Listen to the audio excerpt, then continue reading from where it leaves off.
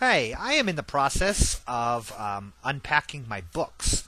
Now, the cool thing about this is that since we lived in Juneau for 2 years, and during that time, we didn't have we were renting a small house, and we didn't have room, so most of my books stayed packed.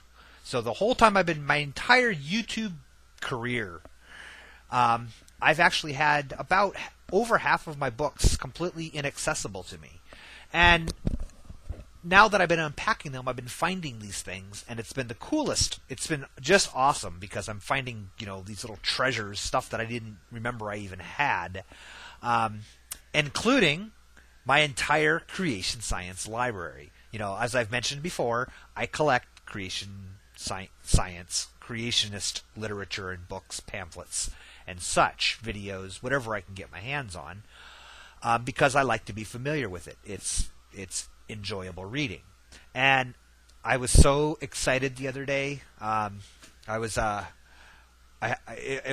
It made my day because I found the best one of them all. I found the Evolution Handbook.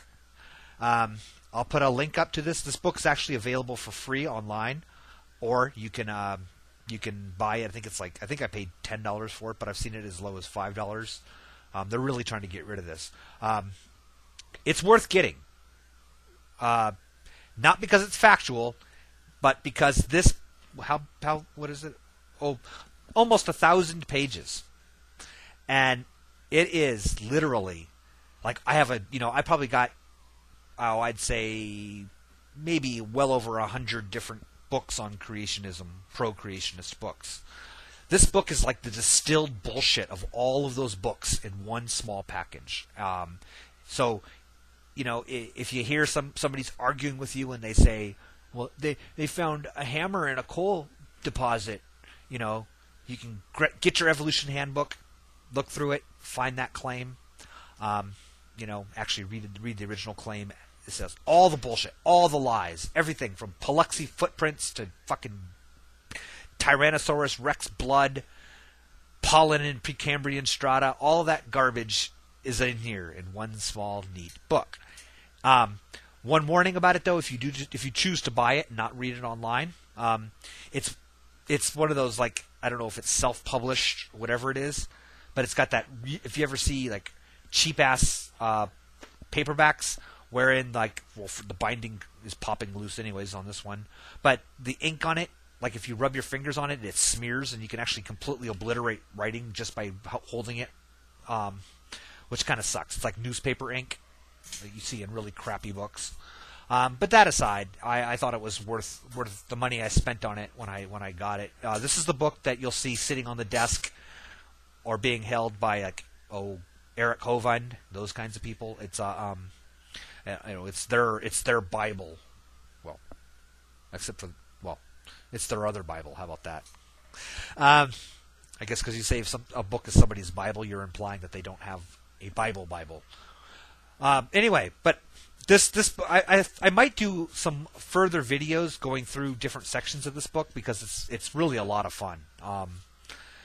But I may not get to it. But right from the beginning, I gotta tell you this. I was rereading this book, and I'm about a quarter of the way back through rereading this entire. I read it when I first got it, but I'm rereading it again, and having just a blast.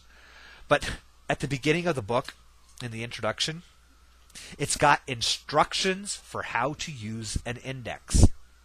Okay, it explains what an index is and how to use it. And I thought that was the funniest thing, because what that is that's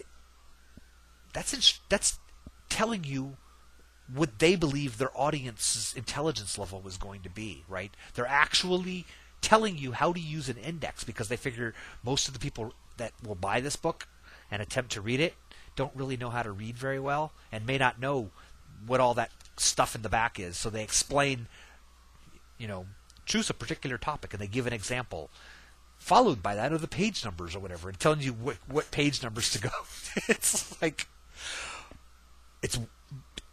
It explains what an asterisk is. It's funny. I mean, it's really it's quite amusing. But like, just paging through it, like right from the very beginning, it just immediately starts off using that retarded. I mean, when I hear this argument, I just want to, I don't know, take off my glove and smack somebody in the face with whatever. When they talk about the first law of thermodynamics, states that matter cannot be created or destroyed. It's like, no, it doesn't. I mean, it's just simply what you can't be more wrong. Matter is created constantly. In fact, matter is created and destroyed constantly at every single point in the known universe. But the origin of what they call vacuum energy or 0-point energy, for crying in a bucket. But anyway, that's the side. This, like here on page 356, he talks about punctuated equilibrium, and he says that Stephen Jay Gould reworked Goldschmidt's idea and called it punctuated equilibrium, which is really funny because Gould wrote an essay on Goldschmidt, but punctuated equilibrium and Goldschmidt's hopeful monster thing are completely separate ideas. One's true and one's not true, Goldschmidt's being the false one. Gould wrote an essay about it, but it's not.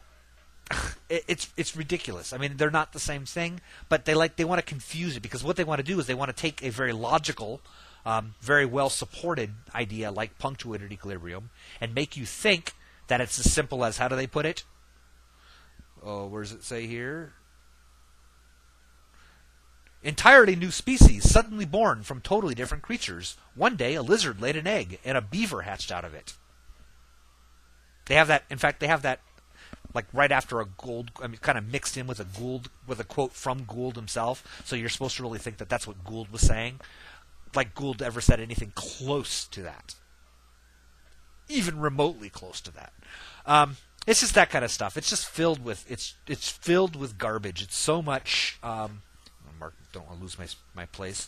But it's Anyway, it's worth getting. I hate to support these kind of people. These nicktards that write this kind of stuff, but at the same time, to really, really counter it, we need to know what they're talking about. And if you don't want to spend, like I spend a great deal of money on my Creationist books, you don't want to spend much money, this is a pretty good one to get all of that information in one small source. So anyway, I guess that's it. I'll talk to you later.